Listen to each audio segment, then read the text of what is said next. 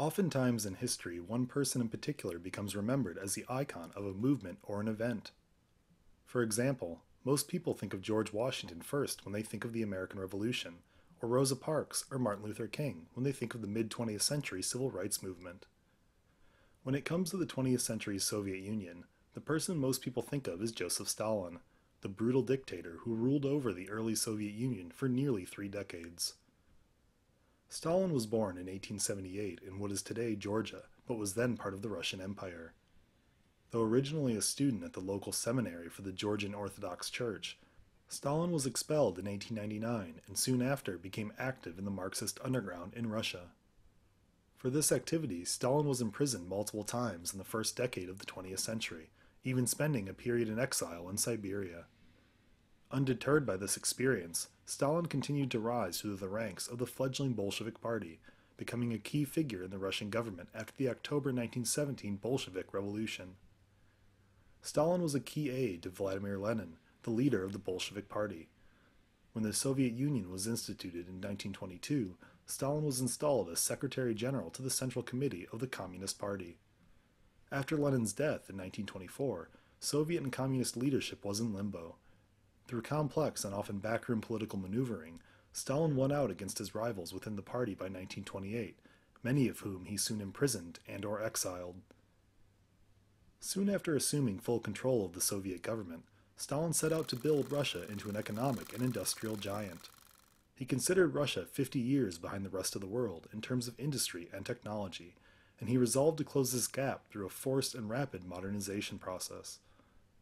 However, in order to force such a wholesale transformation of the economy, Stalin needed total control of the Soviet economy. Fortunately, the Marxist principles Stalin's Communist Party expounded called for precisely the command economy Stalin needed. Under Stalin, the Soviet government assumed control of what few industrial complexes it didn't already own, but the most violent upheaval to the Soviet economy was Stalin's forced collectivization of agriculture.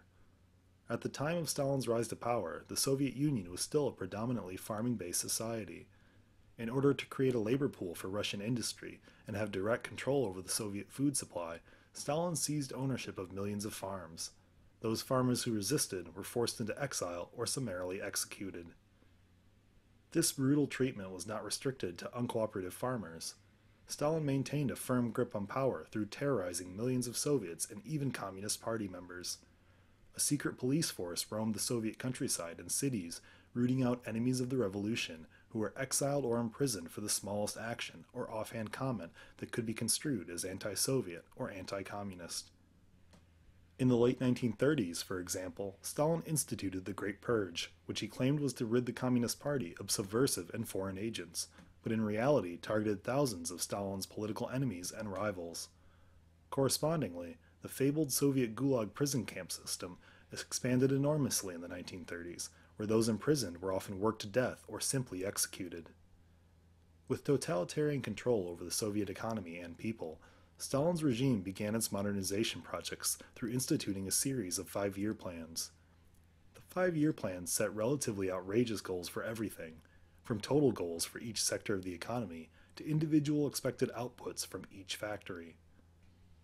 Most of these goals were impossible to meet, and factory and government officials often fudged the numbers to meet their quotas. Conditions in these factories were terrible for the workers, who were often paid in food rations and were worked to the bone. With the forced industrialization of Russia in full swing, Stalin looked to expand Soviet influence outward into territory the Russian Empire had lost after World War I. Soon after Stalin signed a non-aggression pact with Hitler, he annexed Lithuania, Estonia, Latvia, and invaded eastern Poland and parts of Romania. He also invaded Finland.